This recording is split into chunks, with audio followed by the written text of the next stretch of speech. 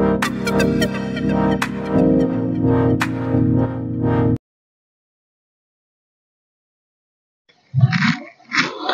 students, তোমালোকৰ মাজত মই আজি এটা ইম্পৰ্টেন্ট ইনফৰমেশন লৈ পেলাই আহিছো বিশেষকৈ ছাত্ৰীসকলৰ বাবে তেওঁলোকে হাই সেকেন্ডাৰী পিছত যদি বিএসসি নাৰ্ছিং বা জিএনএম এএনএম কোৰ্স কৰিব বিচাৰে সেই কোৰ্সটো ৰিলেটেড কিছুমান ইনফৰমেশন লৈ আনিম কিছুমান স্কলাৰশিপো থাকে ঠিক আছে সেই স্কলাৰশিপ মানে আইওসিএল আমাৰ Indian oil corporation limited IOCL তোমাৰ স্কলাৰশিপো দিয়ে ফ্ৰী অফ কষ্ট এই কোৰ্সটো কিছুমান ষ্টুডেন্টে কৰিব পাৰে মানে বিশেষকৈ গাৰ্লছ চাইল্ডৰ কথা কৈছো তো বিএসসি নাৰ্ছিং জিএনএম আৰু এএনএম কোৰ্সটো হয় কি আৰু কেনেকুৱা ধৰণৰ ষ্টুডেন্টে কৰিব পাৰে ঠিক আছে প্ৰথমতে মই এটা স্টেপ মই বস্তুটো বুজাই যাম তোমালোকে ধৈৰ্য ধৰি পেলাই ভালকে শুনিবা গোটেইখিনি যিখিনি ইনফৰমেশন তোমালোকৰ ডাউটছ আছিল এই কোৰ্স কিটাক লৈ কোনে পাৰিব কোনে নোৱাৰে গ্ৰেছ মাৰ্কছ ষ্টুডেন্টে পাৰিব নে নোৱাৰে সেইখিনি সব ইনফৰমেশন মই ইয়াত তোমালোকক দিবলৈ ট্ৰাই কৰিম ঠিক আছে কিবা যদি থাকি যায় তোমালোকে কমেন্টত জনাবা তো প্ৰথম আমি আগবঢ়ো বিএসসি নাৰ্ছিং কোৰ্সটো বিএসসি নাৰ্ছিং যোনটো কোৰ্স হয় তো this course is applicable for girl child ঠিক আছে আমাৰ অসমত বিশেষকৈ গাৰ্ল চাইল্ড মানে জিএনএম কোৰ্সটো বিএসসি নাৰ্ছিংটো অকল ছোৱালীখিনিৰ কাৰণে ঠিক আছে বিএসসি নাৰ্ছিং কোৰ্সটো অকল ছোৱালীখিনিৰ কাৰণে আৰু অসমত তোমাৰ যোনটো Srimanta Sankardev university of health science ঠিক আছে Srimanta Sankardev university of health science এই ইউনিভাৰ্চিটিখনে তোমাৰ বিএসসি নাৰ্ছিং হক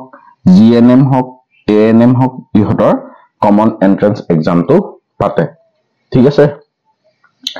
বিএসসি নাৰ্ছিং কোৰ্সটো কোনে কৰিব পাৰিব গাৰ্ল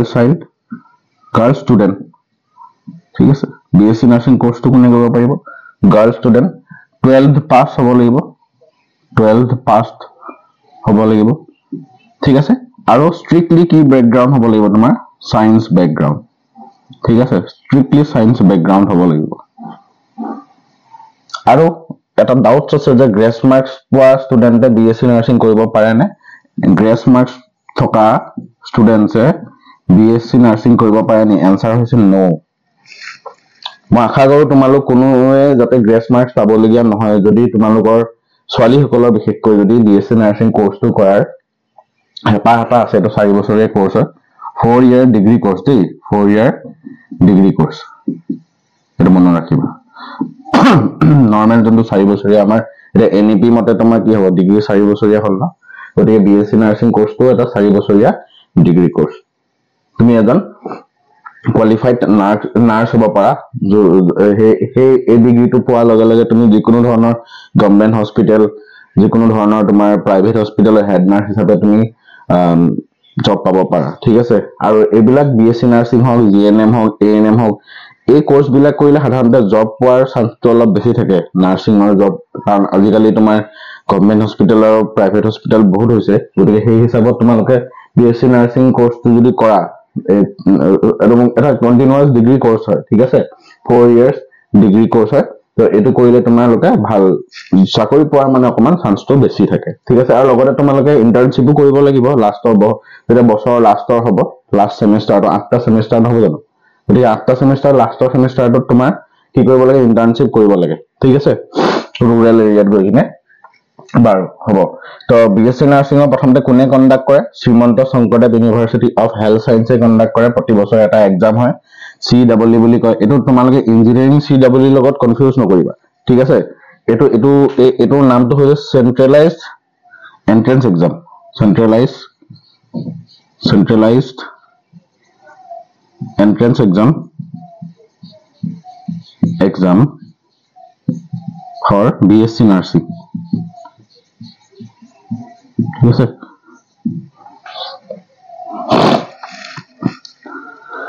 তো শ্ৰীমন্ত শংকৰদেৱ ইউনিভাৰ্চিটিয়ে এই এক্সামটো কন্ডাক্ট কৰে ঠিক আছে 100 মাৰ্কৰ এক্সাম হয় 100 মাৰ্কছৰ এক্সাম হয় ঠিক আছে ওএমআৰ বেসড এক্সাম হ'ব ঠিক আছে সবতে তোমাৰ কি হ'ব 25 থাকিব 25 ইংলিশ থাকিব ঠিক আছে 25 তোমাৰ ম্যাথছ থাকিব 25 বায়োলজি থাকিব সৰি 25 বায়োলজি ঠিক আছে 25 কেমিষ্ট্ৰি 25 ফিজিক্স মেথছৰ ইয়াৰ কোনো কাম নাই বাৰু ঠিক আছে 1 2 3 4 এই 25 কে তোমাৰ এই এখন ডিভাইড হয় ঠিক আছে তাৰ পিছত এন্ট্ৰেন্স যেতিয়া তুমি ক্ৰেক কৰিবা ক্ৰেক কৰাৰ পিছত আমাৰ তোমালোকৰ তিনটা কাউন্সেলিং হ'ব সেই কাউন্সেলিংৰ মতে তোমাৰ মাৰ্কসটো যিমান পোৱা ইয়াত কোনো নেগেটিভ মাৰ্কিং নাই মাৰ্কসটো যিমান পোৱা সেইটো বেচিছত তুমি ভাল ওপৰৰ পৰা কলেজ বিলাক আহি থাকিব ঠিক আছে তো তুমি কোড পোৱা জিএমসি আন্ডাৰ পোৱা নে জেএমসি আন্ডাৰ পোৱা নে এএমসি আন্ডাৰ পোৱা বা কোনো প্ৰাইভেট মেডিকেল কলেজত পোৱা নে কি সেইবিলাকৰ ওপৰত ডিপেন্ড কৰিবলৈ তোমাৰ মাৰ্কসটোৰ ওপৰত ডিপেন্ড কৰিবলৈ তিনটা কাউন্সেলিং হ'ব সেই কাউন্সেলিংৰ বেচিছত তুমি কোড পোৱা তুমি সেই সিটটো গম পাই যাবা এতিয়া তোমালোকক এটা মই ইনফৰমেশন দিও যে যদি এনেকুৱা ধৰণৰ ষ্টুডেন্ট থাকে ধৰিলে গাৰ্ল ষ্টুডেন্ট যাৰ এই কোৰ্সটো কৰিবলৈ ইচ্ছা আছে কিন্তু কোৰ্সটোৰ কাৰণে যোনখিনি তোমাৰ এডমিশনে হওক বা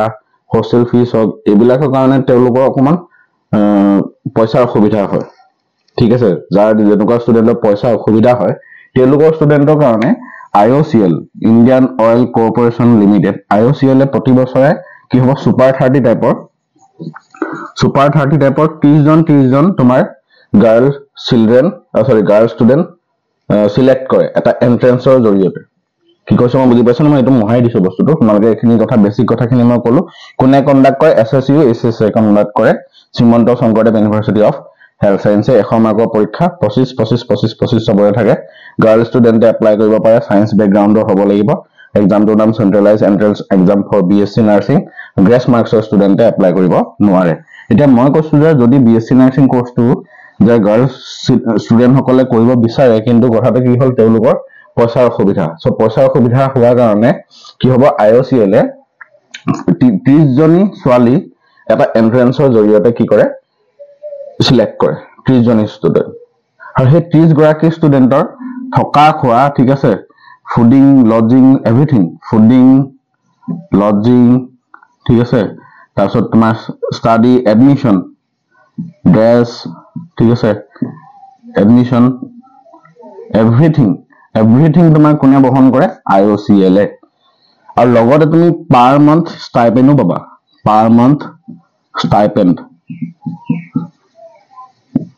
ঠিক আছে প্ৰতিটো সেমিস্টাৰ তোমাৰ এটা প্ৰতিটো মাহৰ কাৰণে তোমাৰ কি হ'ব স্টাইপেন্ড পাবা আৰু প্ৰতিটো সেমিস্টাৰত সেই স্টাইপেন্ডৰ পৰিমাণ বাঢ়ি গৈ থাকে ঠিক আছে IOCL এ এটা কি হয় এক্সাম কন্ডাক্ট কৰে তো মে মাহত বেসিক্যালি সেই এক্সামটো তোমাৰ নটিফিকেশন ওলাই তোমালোকে চাই থাকিবা IOCL ৰ ওয়েবসাইটত গৈ পেলাই BSc নাৰ্সিংৰ কাৰণে সেই সুপাৰ 30 যেনেকে ইঞ্জিনিয়াৰিং মেডিকেলৰ কাৰণে সুপাৰ 30 হয় ঠিক তেনেকে তোমাৰ BSc নাৰ্সিংৰ কাৰণে IOCL এ 30 গৰাকী ছোৱালী ছাত্ৰীক কি কৰে এটা এন্ট্ৰেন্সৰ জৰিয়তে কি কৰে সিলেক্ট কৰাৰ পিছত তেওঁলোকক কি হ'ব তাতে থকা খোৱা পঢ়া এডমিশন সব ব্যৱস্থা কৰি দিয়ে আৰু লগতে প্ৰতি মাহে স্টাইপেন্ডও দিয়ে মাহে তুমি মানে পঢ়িবা আৰু লগতে মাহে পইচাও পাবা ঠিক আছে খৰচ হিচাপে মাহে পইচাও পাবা আৰু IOCL ৰ থ্ৰুৱেদি যদি তুমি এই BSc নাৰ্সিং কোৰ্সটো কৰা নহয় তোমাৰ জবটো কনফাৰ্ম হৈ থাকে কনফাৰ্ম জব এটা পাবাই তুমি গতিকে তোমালোকে যি সকল ছাত্ৰী অকমান ইকোনমিক্যালি উইক হয় ঠিক আছে তোমালোকে এই সুপাৰ 30 এন্ট্ৰেন্সটো দিবা যদি দি তোমালোকে পোৱা তেতিয়া তোমালোকৰ যিটো সপোন আছিল BSc নাৰ্সিং পঢ়াৰ সপোন যদিও পইচাৰ অসুবিধা হয় ঠিক আছে BSc নাৰ্সিং কৰাৰ সপোনটো যদি আছে তোমালোকে সেই IOCL ৰ থ্ৰুৱেদি ফ্ৰী অফ কষ্ট তোমালোকে এই কোৰ্সটো কৰিব পাৰিবা লগতে তোমালোকৰ জব কনফাৰ্মেশনো থাকে ঠিক আছে BSc নাৰ্সিংৰ কাৰণে কেইটা সিট সিলেক্ট কৰে 30টা সিট সিলেক্ট কৰে তাত তোমাৰ হেৰি আছে ৰিজাৰ্ভেশন আছে আৰু OBC NCL ৰ কাৰণে থাকে SC ST কাৰণে থাকে আৰু এটা মই পাৰ্সেন্টেজৰ কথা ক'লো বিশেষকৈ পাৰ্সেন্টেজৰ ক্ৰাইটেৰিয়াটো কেনেকুৱা ধৰণৰ এনে মই পাৰ্সেন্টেজটো যদি মই ক্ৰাইটেৰিয়াটো চাবলৈ যাও 45% লাগিব বুলি কয় ঠিক আছে 45% তো লাগে বুলি জেনেৰেলি মই 50% বুলিহে শুনিছো ঠিক আছে যেতিয়া তোমাৰ BSc নাৰ্সিং কোৰ্সটোৰ কাৰণে জেনেৰেল OBC কাৰণে তোমাৰ 50% লাগে ঠিক আছে হাই সেকেন্ডাৰী 45 to 50 তোমালোকে এটো বস্তু কনফাৰ্ম কৰি লবা সন্দি 45 to 50 মানে BSc নাৰ্সিং মানে ওয়েবসাইটত গৈ মেলি 50% পাইছো কিছুমান মই 45 পাইছো গতিকে 45 to 55 তোমালোকে চাই লবা আৰু SC ST কাৰণে 40% SC ST কাৰণে তোমাৰ 40% তোমাৰ কি হ'ব লাগিব মাৰ্কস হ'ব লাগিব হায়াৰ সেকেন্ডাৰীত ঠিক আছে তো এইটো হৈছে পাৰ্সেন্টেজ ক্ৰাইটেৰিয়া আৰু এজৰ কথা কৈছো এজটো যদি তুমি চোৱা এজ তোমাৰ 17 পৰা 17 পৰা আৰম্ভ হয় এজটো তোমাৰ হেৰিলৈকে এপ্লাই কৰিব পাৰি 35 17 to 35 তোমাৰ কি হ'ব জেনাৰেল আৰু 17 to তোমাৰ 38 তোমাৰ থাকে OBC কাৰণে SC ST কাৰণে 17 to 40 থাকে SC ST ঠিক আছে তেনে গভৰ্ণমেন্টৰ যোনটো ৰিলেক্সেশন হে ৰিলেক্সেশনৰ মতে তোমাৰ এইখিনি তোমাৰ এজ ক্ৰাইটেৰিয়া প্লাস মাৰ্কস তো চাবা তোমাৰ 45 to 50 এ হ'ব সম্ভৱ 45 হ'ব লাগে কাৰণ এটো যদি 40% হয় তেতিয়া হলে এটো 45 হ'ব তোমালোকে এবাৰ কনফাৰ্ম কৰি কমেন্টত জনাবাচোন কি হয় ঠিক আছে 45% নে 50% কিন্তু SC ST কাৰণে 40% এটো সিওৰ ঠিক আছে তো আমাৰ BSc নাৰ্সিংৰ এইখিনি কথাটো ইয়াতে আমি সামৰিলো তাৰপিছত নেক্সট আহিলে আমাৰ ইয়াৰ পিছত তোমালোকে এডমিশন হ'ব এডমিশন হৈ বলে তুমি কি কলেজ পাবা হেবিলাক তোমালোকৰ কাউন্সিলিংৰ থ্ৰুদি গমেই পাই যাবা ঠিক আছে তোমালোকে যাৰ অকমান ইকনমিক্যালি অকমান উইক হয় তেওঁলোকে এই এক্সামটো ক্ৰেক কৰিবলৈ ট্ৰাই কৰিবা ঠিক আছে তো এইটো 100 মাৰ্কৰ এক্সাম হয় পেন পেপাৰ বেসড হয় ঠিক আছে আৰু কোৱেশ্চন ইমান টান নাহে দেই BSc এক্সাম BSc নাৰ্সিংৰ যোনটো কোৰ্স সেই কোৰ্সটো ইমান টান কোৱেশ্চন নাহে CW JW নিচিনা তোমালোকে আৰামত তোমালোকে অকমান পঢ়ি ললে বেসিকখন NCERT খন পঢ়ি ললে তোমালোকে এক্সামটো ক্ৰেক কৰিব পাৰিবা ঠিক আছে তাৰপিছত GNM তো কি হয় GNM তো এটা diploma course 3 years diploma course ঠিক আছে ইয়াত এই GNM এর ফুল মিনিং তো কি আছিল general nurse midwifery general nurse midwifery বুলি কোৱা হয় তো এইটো GNM নাৰ্সিং যোনটো কোৰ্স হয় সেই কোৰ্সটো কি হয় 3 বছৰ তুমি ডিপ্লোমা কোৰ্স বা আমাৰ অসমৰ কোনে কন্ডাক্ট কৰে একেটাই কথা শ্ৰীমন্ত শংকৰদেৱ ইউনিভাৰ্সিটি অফ কি বুলি কয় হেলথ সায়েন্সে তো এই ইনস্টিটিউটে কন্ডাক্ট কৰে অসমত ঠিক আছে 100 মাৰ্কছৰ তোমাৰ পৰীক্ষা পাতে 100 মাৰ্কছৰ পৰীক্ষা পাতে কি আছে ইংলিশ আহিব ইংলিশ 50 মাৰ্কছৰ ইংলিশ আহে বাকি সায়েন্স আহে ঠিক আছে সায়েন্স 50 তেনেকা আহে তো এটো কথাটো কি কোনে এপ্লাই কৰিব পাৰিবা তুমি আৰ্টস সায়েন্স যিকোনো ষ্টুডেন্টে এপ্লাই কৰিব পাৰা আৰ্টস সায়েন্স যিকোনো ষ্টুডেন্টে এপ্লাই কৰিব পাৰা খালি মেট্ৰিকত মানে HS পাস হ'ব লাগিব HS পাস ষ্টুডেন্টে তুমি এপ্লাই কৰিব পাৰা যিকোনো ব্যাকগ্ৰাউন্ড আৰ্টস সায়েন্স কমাৰ্স যিকোনো ব্যাকগ্ৰাউন্ডৰ হ'ব পাৰা ঠিক আছে এটো ডিপ্লোমা কোৰ্স এটো তুমি কৰিব পাৰা আমাৰ অসমৰ যিকোনো গভৰ্ণমেন্ট বা প্ৰাইভেট ইনষ্টিটিউটত তুমি কি কৰিব পাৰিবা GNM কোৰ্সটো কৰিব পাৰিবা প্লাস লাষ্টৰ 6 মাহ তোমাৰ কি হয় এটা হেৰি কৰিব লাগে ইন্টাৰ্নশিপ কৰিব লাগে 3 বছৰ তোমাৰ ডিপ্লোমা হোৱাৰ পিছত 6 মাহ তোমাৰ ইন্টাৰ্নশিপ কৰিব লগিয়া হয় ৰুৰাল এৰিয়াত ঠিক আছে তো ইয়াত SSUH কন্ডাক্ট কৰে এক্সামটো 100 মাৰ্কৰ হয় কোনো নেগেটিভ মাৰ্কিং নাই ঠিক আছে ক্লাস 10 লেভেলৰ বেসিছত তোমাৰ সায়েন্স খিনি আহিব বিশেষকে ঠিক আছে গটিকে তোমালোকৰ কাৰণে এটো অসুবিধা নহয় বিশেষকে সায়েন্স বুলি কলে ইয়াত ফিজিক্স কেমিষ্ট্ৰি ম্যাথছ এবিলা সময় থাকে কিন্তু এটো ক্লাস 10 লেভেলৰ হে আহে এক্সামটো বিশেষকৈ বুজি পালানে তো ইয়া GNM ৰ কাৰণে কি হ'ব IOCL GNM ৰ কাৰণে IOCL তোমাৰ 36 তোমাৰ 36 ৰ কাৰণে এটা এক্সাম পাতে মই যোনটো BSc নাৰ্সিংৰ কথা কলো এই IOCL তো তোমাৰ GNM ৰ কাৰণে সেপাৰেট কে BSc কাৰণে 30 টা আৰু IOCL ৰ কাৰণে 30 টাকে তোমাৰ কি হ'ব এটা সিলেকশনৰ তোমাৰ টেস্ট এটা পাতে যি সকল তোমাৰ ইকনমিক্যালি উইকাৰ হয় তেওঁলোকে সেই একেটাই হ'ব তেওঁলোকে তোমাৰ কি কৰিব পাৰে এই কোৰ্সটো তোমালোকে যেতিয়া জয়েন কৰিব পাৰিব যদি IOCL ৰ এন্ট্ৰেন্স যদি ক্ৰেক কৰিব পাৰে তেওঁলোকে সেই 36 টা ভিতৰত তেওঁলোকে ফ্ৰী অফ কষ্ট এভৰিথিং এই গোটেই ডিপ্লোমা কোৰ্সটো কৰিব পাৰিব ইভেন স্টাইপেন্ডো পাব মাহে মাহে বুজি পাইছানে ওকে তো কিছুমান কি হয় হেৰিত তোমাৰ কিছুমান ষ্টেটত তোমাৰ কি হ'ব GNM তো মেল ফিমেল দুটাই কৰিব পাৰে এজ কিন্তু অসমত আমাৰ ফিমেলে কৰা দেখা গৈছে তো 17 ৰ পৰা সেই এজ ক্ৰাইটেৰিয়াটো সবাই যোনখিনি মই BSc নাৰ্সিংৰ এজ ক্ৰাইটেৰিয়াটো কলো same age criteria same age BSc nursing same age BSc nursing ঠিক আছে আৰু HS পাস হ'ব লাগিব পাৰ্সেন্টেজটো একেটাই 45% ঠিক আছে 45% ফৰ OBC আৰু জেনাৰেল OBC কাৰণে 45% 40% তোমাৰ SC ST কাৰণে হয় ঠিক আছে তো ক্লাছ 10 লেভেলৰ তোমাৰ ইংলিছ মেথছ আহে তোমালোকে এখিনি অকমান ইংলিছটো গুৰুত্ব দিবা সায়েন্সটো মানে ভাগ ভাগ হৈ থাকিব আৰু ইংলিছ পাৰ্টটো বেছি ইম্পৰ্টেন্ট হয় ঠিক আছে আচ্ছা তাৰ পিছত তোমাৰ কি আহিলে এখিনি হল বিএসসি নাৰ্ছিঙৰ কোৰ্সটো ঠিক আছে তোমালোকে ডিপ্লোমা তাৰ পিছত তোমাৰ একে আকৌ কাউন্সেলিং হ'ব ঠিক আছে কাউন্সেলিং হ'ব তেনেকে ধৰণৰ হয় আৰু এক্সাম বিলাক তাৰ পিছত নেক্সট তোমাৰ কি আহিলে নেক্সট আহিলে তোমাৰ এএনএম নাৰ্ছিং কোৰ্সটো জিএনএম ৰ পিছত এএনএম আহিলে ঠিক আছে এএনএম নাৰ্ছিং কোৰ্সটো একে শ্ৰীমন্ত শংকৰদেৱ আৰু এটা কথা দেই কিছুমান তোমাৰ কি হয় প্ৰাইভেট ইনষ্টিটিউটে জিএনএম ৰ কাৰণে ডাইৰেক্ট এডমিশন লয় গতিকে তোমালোকে চাই লবা ডাইৰেক্ট এডমিশনৰ অলপ কষ্টটো বেছি পৰি যায়গে আৰু লগতে তুমি হেতু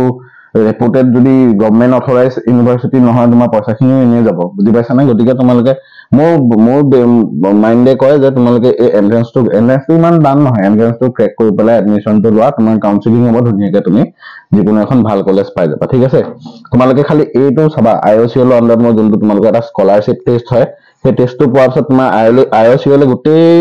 ডিপ্লোমা কোৰ্সে কৰা বা ডিগ্ৰী কোৰ্সে কৰা তোমাৰ কি হ'ব সম্পূৰ্ণ খৰচ বহন কৰিব ফ্ৰী অফ কষ্ট ঠিক আছে তাৰ পিছত এএনএম টো কি হ'ব 2 ইয়াৰ ডিপ্লোমা কোৰ্স ঠিক আছে 2 ইয়াৰ ডিপ্লোমা কোৰ্স এটো তোমাৰ কি হ'ব কিছুমান প্ৰাইভেট ইনষ্টিটিউটে ডাইৰেক্ট লৈ এডমিশন কিছুমানে তোমাৰ থ্ৰু হেৰিও লয় এন্ট্ৰেন্সও লয় ইয়াতে একে এন্ট্ৰেন্স হ'ব 2 ইয়াৰ ডিপ্লোমা কোৰ্স যেনেকে SSC Srimanta Sankardev university of health সায়েন্সে তোমাৰ এক্সামটো কন্ডাক্ট কৰে 2 ইয়াৰ এটো ক্লাছ আৰ্টস সায়েন্স যিকোনো ষ্টুডেন্টে কৰিব পাৰে আৰ্টস সায়েন্স কমাৰ্চ যিকোনো ষ্টুডেন্টে কৰিব পাৰে ঠিক আছে ছোৱালীৰ কাৰণে আমাৰ অসমত ছোৱালীৰ কাৰণে বিশেষকৈ এটো এএনএম কোৰ্সটো হয় 2 বছৰীয়া কোৰ্স ঠিক আছে ক্লাছ 10 লেভেল এটো 100 মাৰ্কছৰ তোমাৰ পেপাৰ আহে যদি এন্ট্ৰেন্সটো দিয়া এসএসসি যদি এসএসসি ইউএসএ যদি কন্ডাক্ট কৰা তুমি এন্ট্ৰেন্সটো দিয়া তেতিয়া 100 মাৰ্কছৰ আহিব একে 50 মাৰ্কছ ইংলিশ আহিব আৰু 50 মাৰ্কছ তোমাৰ সায়েন্স আহিব ঠিক আছে 50 মাৰ্কছ সায়েন্স ব্যাকগ্ৰাউণ্ডৰ আহিব সায়েন্স তোমাৰ কি হয় ফিজিক্স কেমিষ্ট্ৰি মেথছ এইবিলাক সোমাই থাকিব ঠিক আছে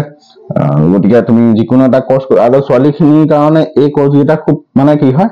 ইম্পৰ্টেন্ট হয় মানে আৰু সাধাৰণতে ছোৱালী মানুহৰ কাৰণে এই কোৰ্স গিটা সেফ কোৰ্স হয় সেফ এটো কাৰণে হয় কাৰণ এই কোৰ্সটো কৰাৰ পিছত এএনএম হক এএনএম ৰ ফুল মিনিংটো কি বাৰু অক্সিলাৰি নাৰ্ছ মিডৱাইফাৰী ঠিক আছে অক্সিলাৰি নাৰ্ছ মিডৱাইফাৰী মানে ছোৱালীখিনি আৰু এই তিনিটা কোৰ্সতে তুমি কি কৰিব নোৱাৰা জিএনএম হক বা এএনএম হক বা তোমাৰ কি হয় জিএনএম হক এএনএম হক বা বিএসসি নাৰ্ছিং হক তাত তুমি গ্ৰেছ মাৰ্কছৰ ষ্টুডেন্টে এপ্লাই কৰিব নোৱাৰে দেই মই এতিয়া তোমালোকক এই বস্তুটো কৈ দিছো ঠিক আছে এখিনি ইনফৰমেশন আছিল গুটেই গিটাৰে মে মাহত তোমাৰ এন্ট্ৰেন্সটোৰ কাৰণে ফৰ্ম ফিলআপ ওলাব মে ফাৰ্ষ্ট উইক কৰ ভিতৰতে ওলাব তোমালোকক মই যদি মই চাই থাকিম বাৰু তোমালোকও চাই থাকিবা যদি তেনেকুৱা ধৰণৰ কিবা নটিফিকেশন ওলাই তোমালোকক মই জনাই দিম ঠিক আছে কমিউনিটিতে জনাই দিম তোমালোকে চাই ল'ব পাৰিবা ঠিক আছে বা টেলিগ্ৰামতো জয়েন হৈ থাকিবা এনেকে কিবা যদি ইম্পৰ্টেন্ট খবৰ পাও তোমালোকক মই টেলিগ্ৰামতে জনাই দিম নতুন এপ্লাই যদি কিবা হয় ঠিক আছে এটো মে মাহত ওলাব আইওসিএল ৰ এক্সামটো যোনটো হয় এন্ট্ৰেন্স এক্সামটো সুপাৰ 30 কাৰণে জিএনএম ৰ কাৰণে আৰু জিএনএম ৰ কাৰণে আৰু বিএসসি নাৰ্ছিং ৰ কাৰণে এএনএম ৰ কাৰণে নহয় ঠিক আছে বিএসসি নাৰ্ছিং ৰ কাৰণে 30টা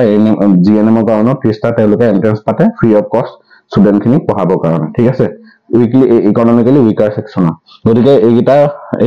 ইনফৰমেশনে মই তোমালোকক দিলো অফিচিয়েল ওয়েবসাইটস বিলাক চাই মেলি গতিকে তোমালোকে